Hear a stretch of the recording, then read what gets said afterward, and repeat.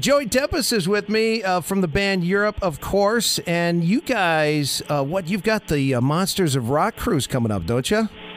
Absolutely. It's not long now. It's under a week, and we're going to do our first tour, actually, in the U.S. for over 10 years. Wow. The band and the crew are very excited. Yeah, the band and the crew are very excited. We're going to start on the Monsters of Rock cruise, and then we're doing some House of Blues. We're doing some casinos, and one in Michigan, of course. So, we're really excited about this. That is very cool. And I was going to say, I know it's been a while since you guys have been stateside, and there's various reasons for that. I mean, you're from Sweden. You live in London right now, right, don't you? That's right. I live in London since many years. I've got a family here, and I work from here. The other guys live in Stockholm. John Norum used to live in LA for about 15 years. He's moved back to Stockholm, too. So we do a lot of recording and rehearsing over there. But one of the reasons, of course, we haven't been to the States for a while. We've been touring a lot in the UK and in Europe and Asia and stuff. So we've been building up slowly our profile again. But we've been looking to come to America every time. Now we got a new management that's based in America. We feel like it's the right time, and it seems like there's some interest over there. People like War of Kings, and so, we're really excited about it. Absolutely. And I know, and there's logistics and there's finances and there's all these reasons. And I know there's tons of bands from the 80s era, from the States and North America that almost exclusively tour in Europe and stuff just because of the reception. And it's so much easier to get around and the crowds are great. And so I know we're just happy that you are able to make it stateside. And like you said, it's been 10 years. Yeah, thank you so much. Yeah, we did a small House of Blues tour in 2004 after our comeback album, Stars from the Dark. And, of course, after that, we've done 4 more. We've got 5 more albums in the new Europe period. We've got 5 in the old Europe period. So we're slowly building things up again, Yes, and that's, you made a great point there, because really it's almost a tale of 2 Europes, because you've got the old sound that we all know and love, the big 80s sound, and the Final Countdown obviously was a monster, and you guys had 2 albums before that, but the Final Countdown was the one that pretty much broke it for you stateside and around the world. And that anthem, I mean, how incredible is it to have an anthem like that? Yeah, it's cool. I mean, we didn't know that. We had a song that we wanted to put on our 3rd album that was over 6 minutes long, and we liked it. I mean, we thought it'd be great in our live show, and then it became one of those songs that had a life of its own. But we love it. We love playing it live, so it fits in great with our new stuff. And the great thing is that we have these new songs like Last Forget Eden, a song from a few albums ago, and also we got Firebox now from Bag of Bones. There's actually a few new tracks that's becoming favorite with the audience. So we're having new tracks together and mix it up with Rock the Night and Final Countdown. It works really well. Yeah, and that's what I was getting to too. When I said sort of the tale of 2 Europes, you've got that old sound with the big, anthems and the ballads and the songs that everyone's grown up with and known for many years. Now you've got sort of the new, and it's almost a new old sound. Because, and I love it too, it's got that Zeppelin-y, Deep Purple, sort of feel. And I know you know what I'm talking about, that blues-based, it's great. I love and how they both, you're able to do both like that. Yeah, thank you so much. Yeah, we decided when we started again in 2004 to make this a long journey, an adventure in sound and songwriting, and we didn't want to emulate or copy anything we've done earlier, so we've sort of been on a new journey, and it seems like the fans enjoy that. They get a little surprised with every album, but War of Kings turned out really good because we worked with Dave Cobb, who obviously produced Rival Sons and stuff, so we wanted to go for a deeper expression, a bit of soul, a bit of emotion in there, because after all these gigs, all these years, we can handle something like that, to record more or less live and make it really deeper expression. And I think we've succeeded with that on the last record Bag of Bones and also on World King. Absolutely. And you know what got me hooked is when I heard Not Supposed to Sing the Blues.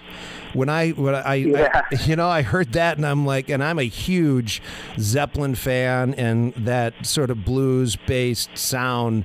And I heard that and I'm like, wait a minute, this is Europe? This is awesome. I liked it. I mean, obviously I liked your older stuff too, but when I heard that, I was, that sound, it's like you guys just kind of matured into it.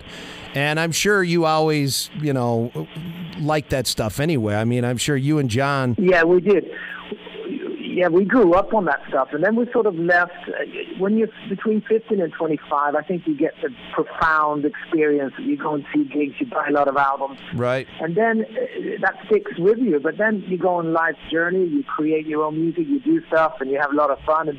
But then when we start making albums these days, those influences from the early years, they creep in no matter if we want it or not. They're there and they're embedded in us. So when we do albums now, they just, without even trying, we get that old core of classic rock from Deep Purple, Led Zeppelin and stuff that I listen so much to, Sure, yeah, absolutely. And it's not even like you're trying to sound like that. It's more organic, it feels, Yeah, exactly. Absolutely, and I know you guys are big fans of Thin Lizzy, and how cool is that you guys get to go out with Black Star Riders now and do all these shows?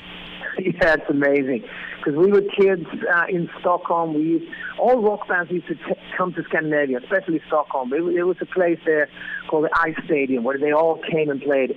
And we just had a few beers, took the train in, and watched all these bands. Nice. Could be early Whitesnake, could be Deep Purple when they came back with Perfect Strangers, or it could be Thin Lizzy, all those bands. And then we went back into rehearsal.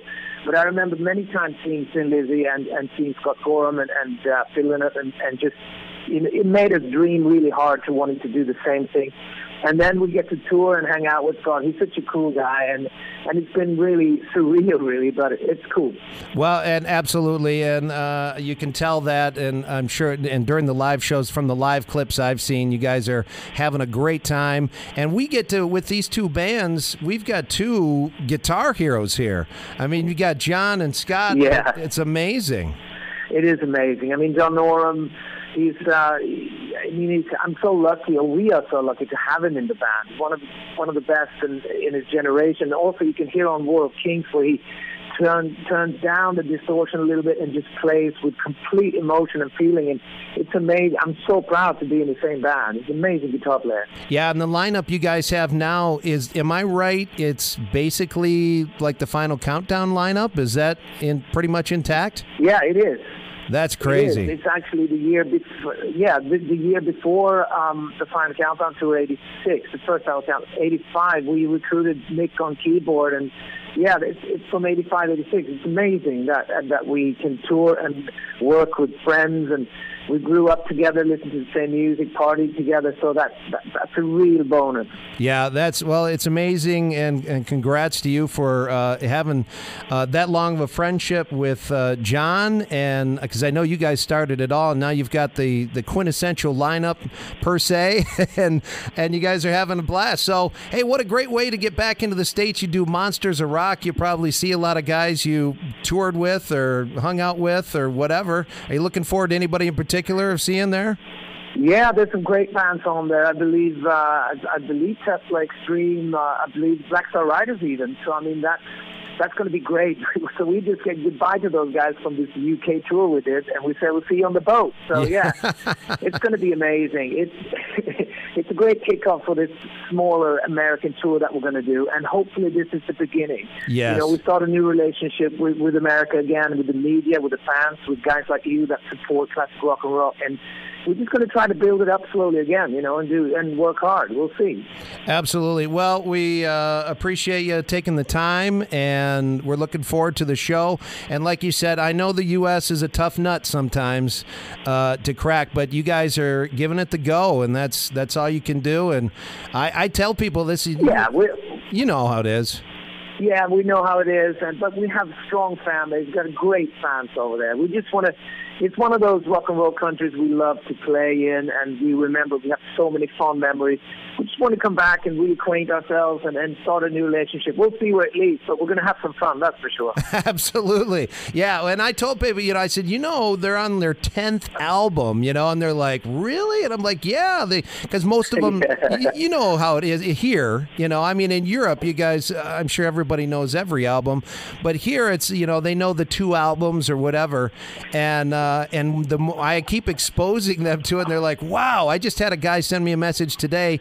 He says, what's that one song you played? You said it was from a couple of years ago, and it was not supposed to sing the blues. And he says, I love that song. Yeah, and he loved it. So, oh, great. Yeah, it's all exposure, and I certainly wish you guys the best.